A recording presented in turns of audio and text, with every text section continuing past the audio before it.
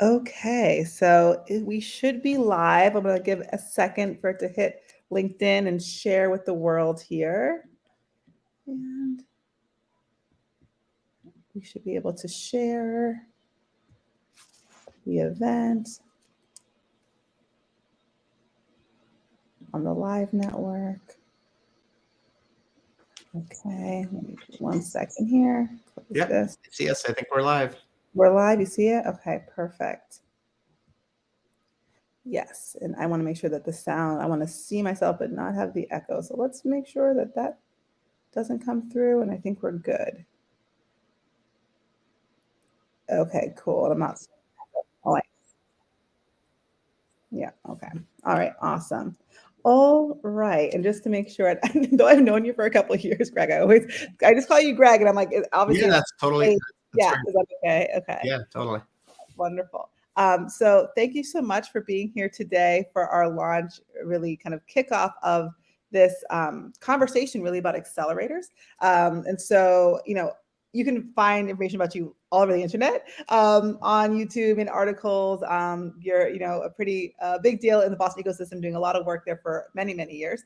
So I think we have a limited amount of time. I want to just jump in with you Sure. and Yeah. tell your story as well. And so, this is kind of informal. So thank you, Greg, for being our kickoff to this new Accelerator Insider series, where we learn about accelerators, the ins and outs, and the people who build them and why. Yeah, absolutely. So maybe we can start by, given how you built your first company, Raiz Labs, which you sold in 2017. You kind of built it in a very more traditional fashion. What is your business approach, and how does that show up in how you support companies today? Yeah, I mean, when I started my company, I really didn't know what I was doing in terms of business at all. I went to school for computer science and worked at Microsoft for a couple of years, but I didn't really have kind of the startup business education. In fact, I remember I went to a bank and they were like, "You should open a business account." And I was like, "That doesn't make any sense. Why would I move money from my personal account to a business account? Like, I don't need to." I just didn't even have the basics. And so, over the years, I kind of taught myself. I ended up bootstrapping my business. I did try to raise venture capital for my business early on, but I really didn't have the language. I didn't have the network. I really didn't understand some of the basic fundamentals. And so it was a hard journey for me when I grew my business. It took over 10 years to grow the business. I was luckily very fortunate. We built a business in the mobile technology space, and we were able to ride the tide of Steve Jobs holding up the iPhone and announcing to the world and telling everyone they needed an app for that. And we're like, maybe we could build that. And so we ended up building that business. But my approach is really kind of pragmatic and empathetic. Like, being a founder is incredibly challenging and difficult from having done it myself.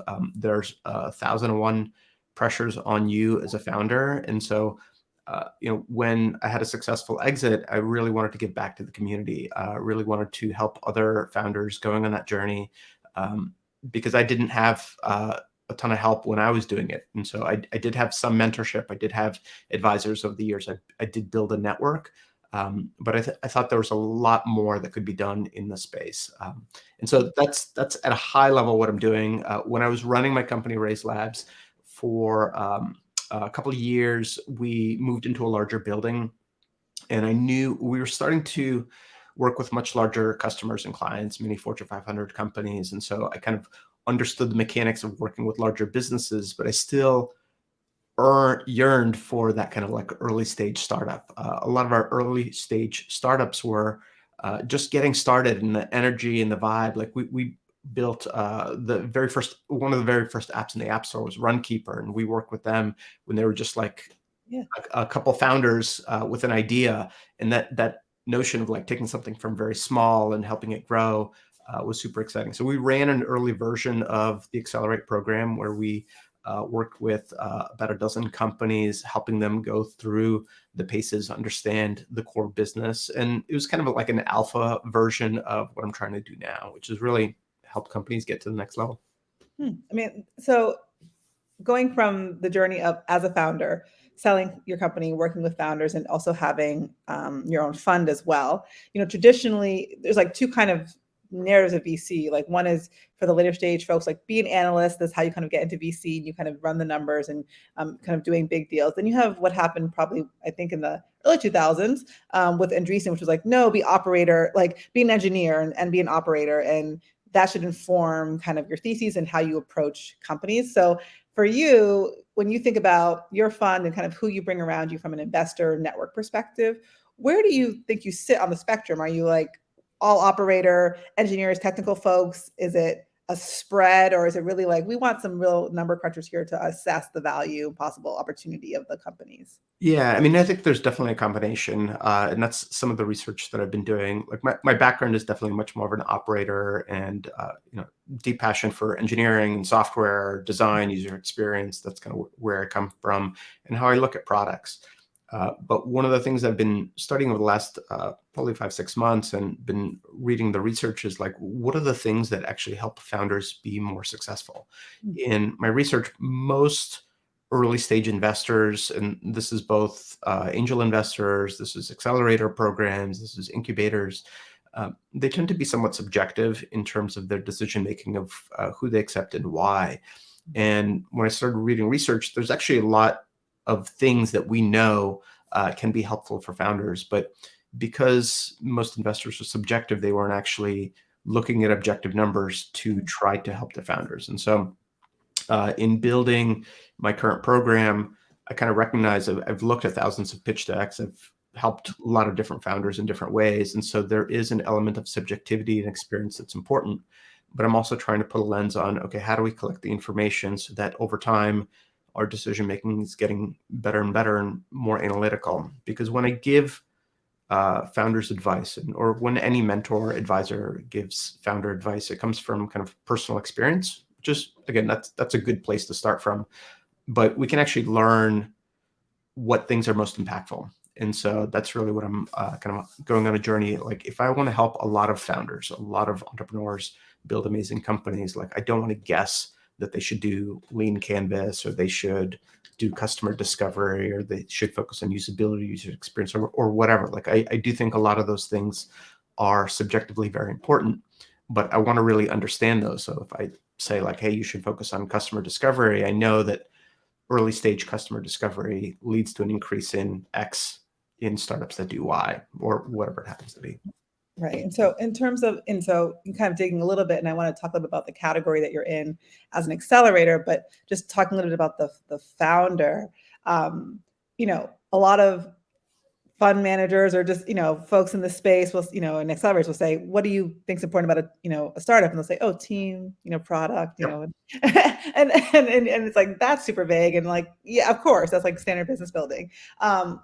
What, do you think you're specifically looking for? And in a subcategory here of like teachability, what's like how are you, like, what logic mapping are you using when you like talk to a founder to like assess like their readiness? Sure. I do think that there's that kind of like, what do we look for? Oh, it's team, team, team. But when you dig a little bit deeper, what does that really mean? There's not a lot of discussion of what that actually is. And again, this goes back to why I've been doing a lot of this research. I've been asking founders that I work with, and I've also actually asked a number of successful exited founders who have had 7, 8, 9, and 10-figure exits, the same set of questions, because I'm trying to discern which questions have correlation and which questions have causality. And so this can be any number of things, but are you an introvert? Are you creative? Are you a morning person? What is your relationship to your co-founder? How long have you worked together? One of the really fascinating things about my early research is that when a co-founder has let down their founder in like a profound, like my co-founder let me down, and the relationship between the founder co-founder is still strong enough to be resilient to that, that's actually a pretty good predictor that you have a good founder co-founder match, because the journey of building a startup is actually so difficult that you're going to have moments where you let each other down. And if you know how to work through those dysfunctional elements of a startup, you're much more likely to succeed. There's kind of 3 core things that I'm spending a little more time on in terms of the education portion of my accelerator that my research shows is more predictive of long-term success. The first is culture. Again, a lot of companies blow up because there's a cultural mismatch where either it's the founder or the co-founder, it could be other elements within that team, ultimately are dysfunctional, and they cause infighting within the company that prevents them from making the traction that they need to make, it prevents them from getting the capital from venture capitalists, it prevents them from getting customers, and ultimately it tends to blow up companies. And so something that many accelerators don't actually spend a lot of time in, how do you build great culture? How do you hire and attract the best talent, especially when you have scarce resources? I bootstrapped my company, and so I was able to attract talent. And I wasn't able to offer people like huge six-figure salaries. I had to sell them on the mission, the vision, the dream, the leadership that I would provide, the types of projects that they would get to work on. And I think that's so important for early startups to attract the best talent. The second is cash flow, and cash flow is really important. Again, it's a lot of folks in the VC market will really spend a lot of time on like, let's raise a lot of money. And again, if you raise a lot of money, but you don't know how to operate from a cash flow perspective, like you'll raise $1, but you'll only get 25 cents of traction from it. If you have really good cash flow mechanics, you really understand the finances, you can really leverage your existing customers to help you, then you raise $1, you may be able to get $1.80 of traction and customer momentum. And companies that have really good cash flow operate better, they provide founders for less dilution. A lot of people forget that like companies like Google never raised a B, a C, a D round. Like they raised a seed and an A, and then they IPO'd. And they were able to do that because they had really good cash flow mechanics. They had obviously good mentors, good technology as well. They had good product market fit, but you don't necessarily need to raise hundreds of millions of dollars. If you have really good cash flow, you can really operate a hugely successful business. And the third is capital. And again, giving founders who aren't really familiar with the venture space, the macro level education of how to talk about valuation, how to talk about safes and convertible notes, what investors are looking for in a pitch, because oftentimes founders get zero feedback, right? They'll pitch and they'll be like, thanks, we're going to pass. And so I've been really trying, like for people who submit pitches and things, for me, I really try to give founders as much feedback as I can.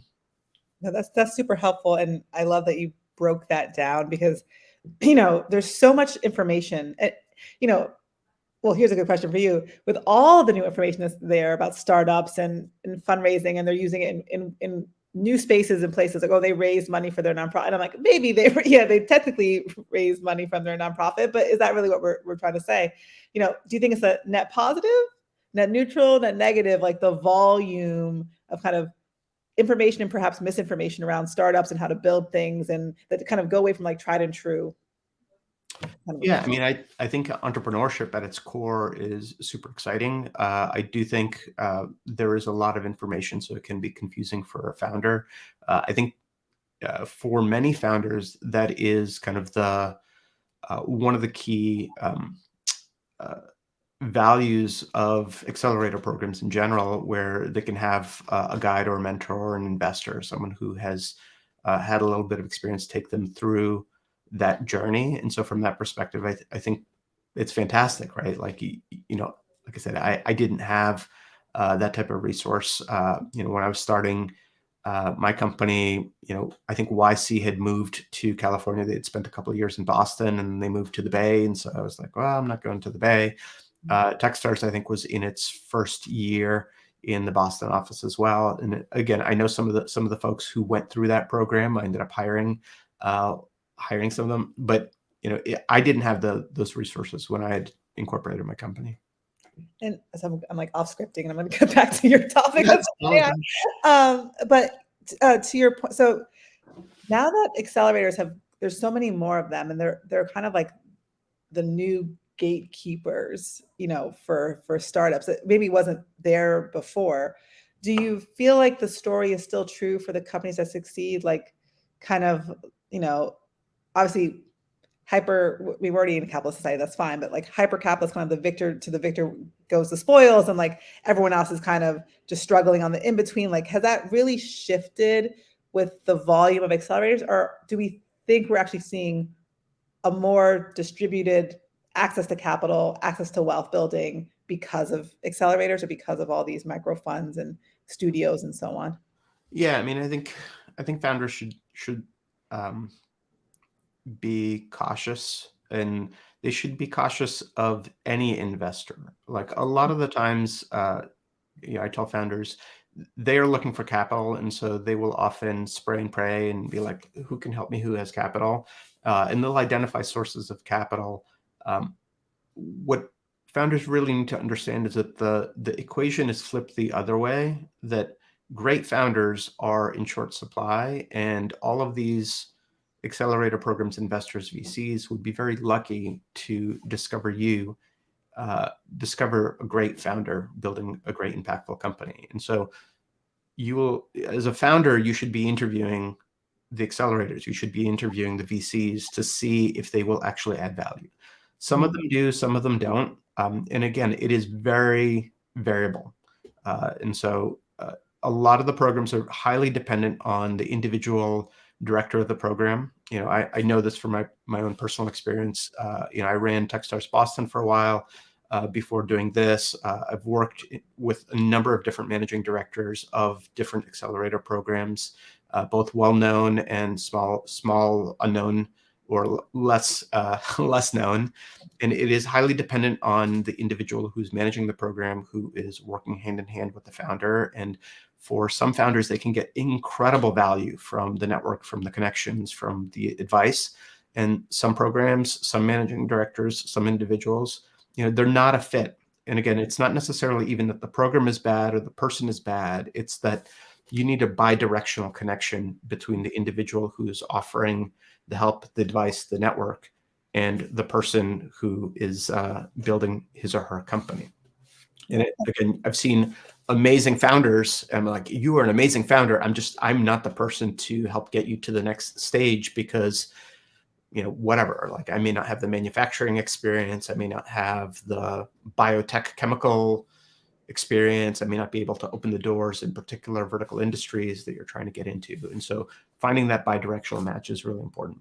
I really appreciate that you say that, because I think a lot of founders just feel like, oh, well, I wasn't a fit for whatever reason. But there's so much more that goes into the decision making, because it's like it's a journey, and it's not just the moment. And so you have to think about, can I help this founder through the journey or to their next major milestone? Do I have the capacity, skill, resource, interest, time? Is that my area of expertise? Like all of those pieces.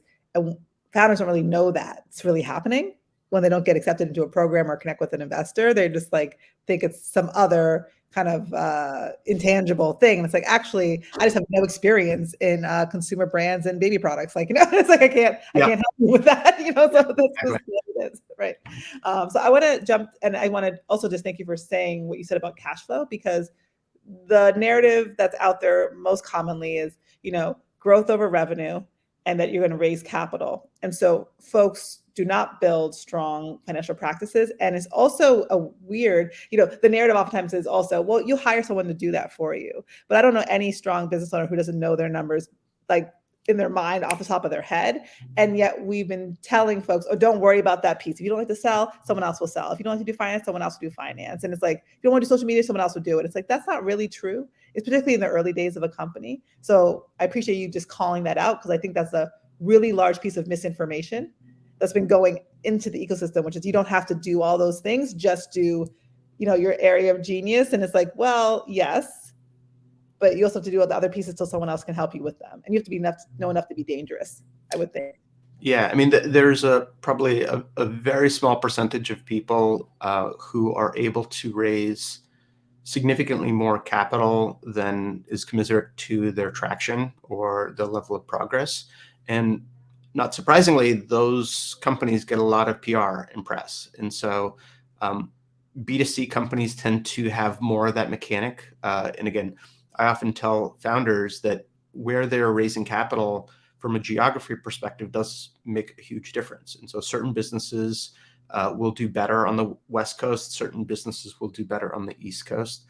In general, I actually advise that founders should be looking for diversified capital where they're not getting all of their capital from one side of the country. And again, I don't want to leave out Austin and Chicago and Miami. I mean, there's a bunch of amazing hubs that have their own niches and specialties in terms of what they invest in. So thinking thoughtfully about where you're getting your capital and what that person brings to the table.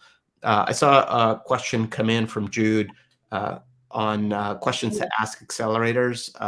And I think it's important to understand the individual and what that individual who you may be working with for some duration of time can really, how he or she can help you in the growth of your business. And again, there's kind of two scenarios. If you are being proactive, right? If you are researching accelerators and you're trying to do your homework and you're reaching out to individual folks, hopefully you're not spraying and praying. Instead, you're being thoughtful of like, hey, who has built a business similar to mine? Who understands the technology sector similar to the one that I'm in?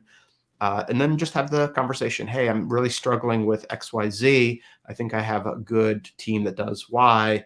I'm looking for an accelerator that can help me with X. How would you do that?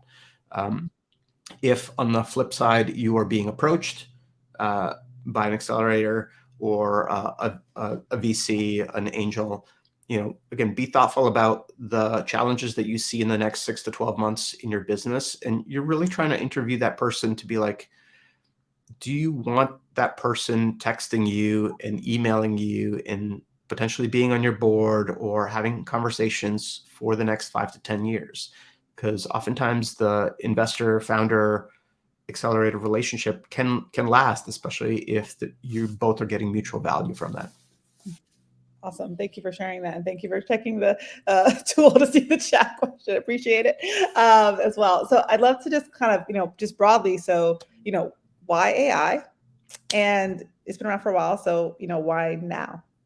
Yeah, absolutely. So as I said, I've been doing research into what helps founders and what makes investors more successful.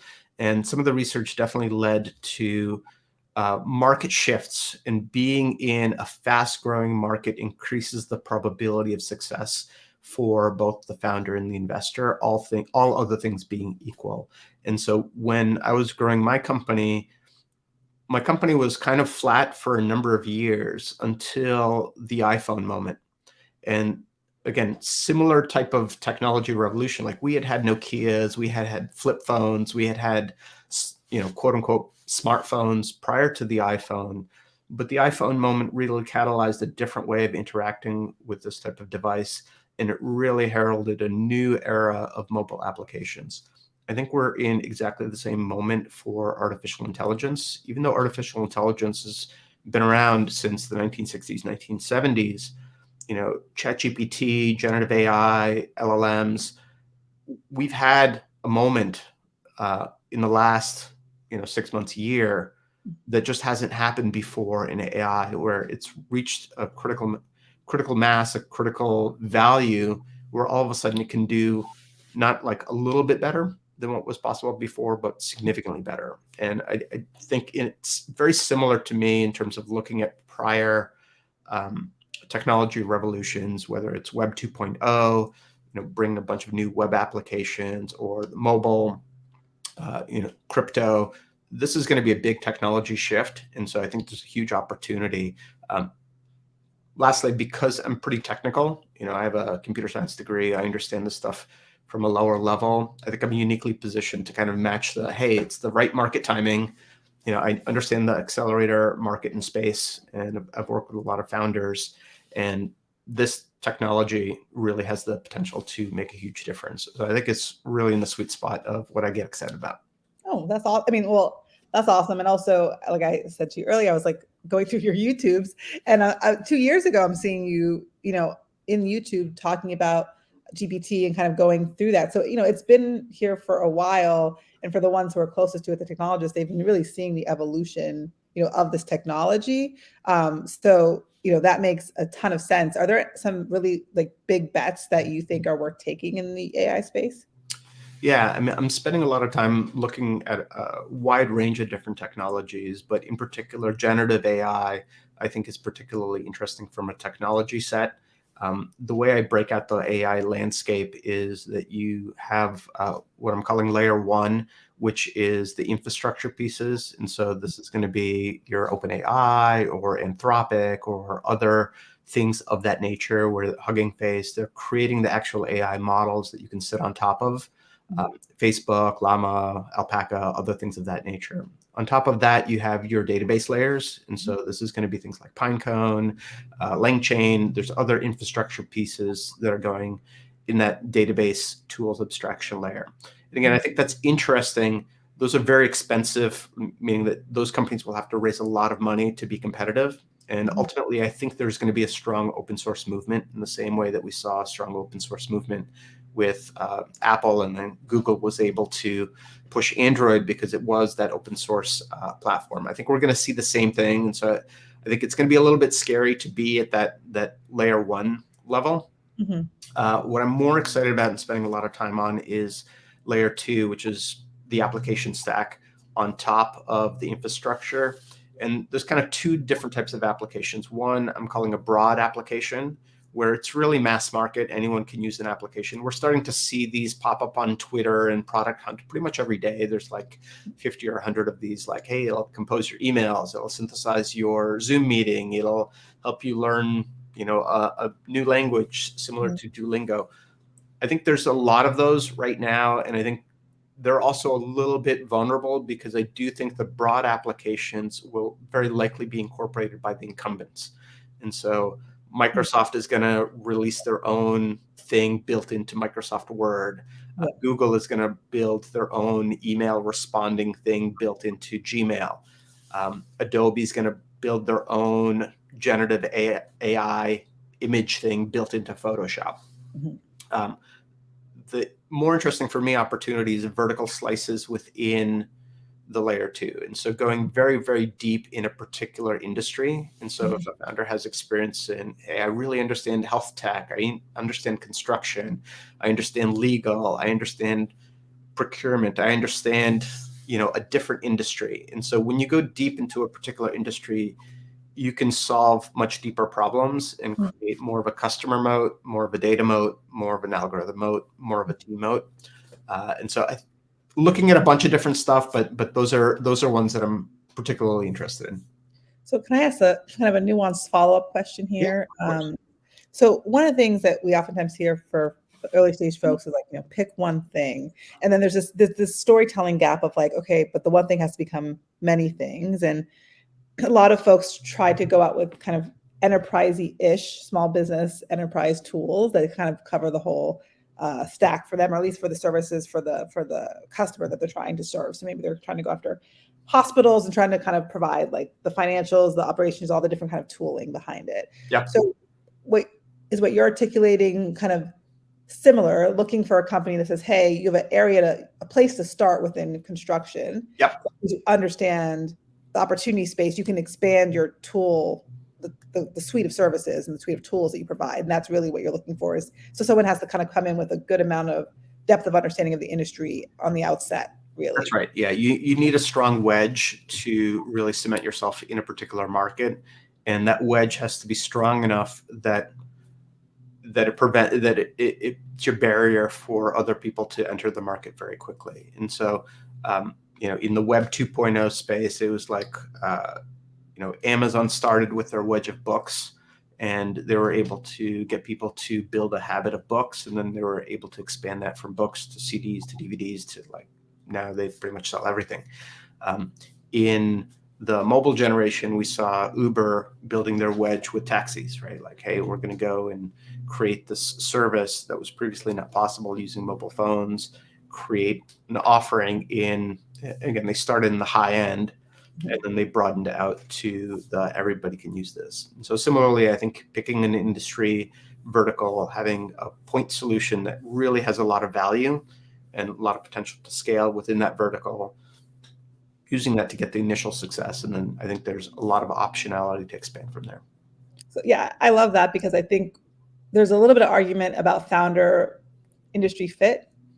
And I feel like you just made a good case for the 30 and 40-year-olds out here who are still chugging along because they're building an expertise in a category that they could maybe deploy and use to build something meaningful in this space or others. Because I know that a lot of that knowledge base comes from experience in many cases, and the relationships required, right, to kind of grow and scale.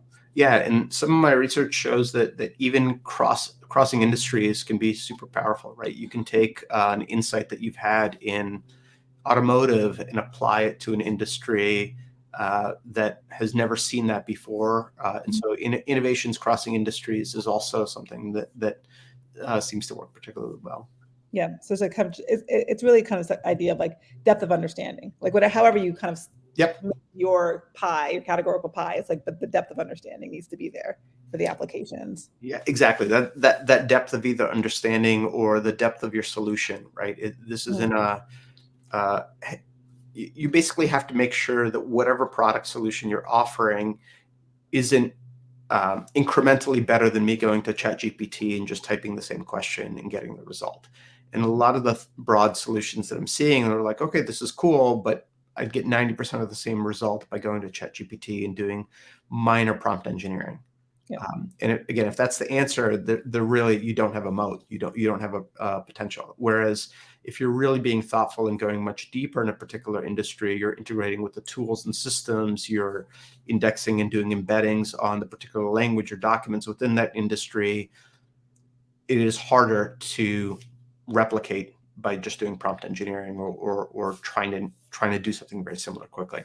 Yeah, we could have a whole different conversation on like moat building and like just how to even approach that, because I think there's so much misinformation about that as well.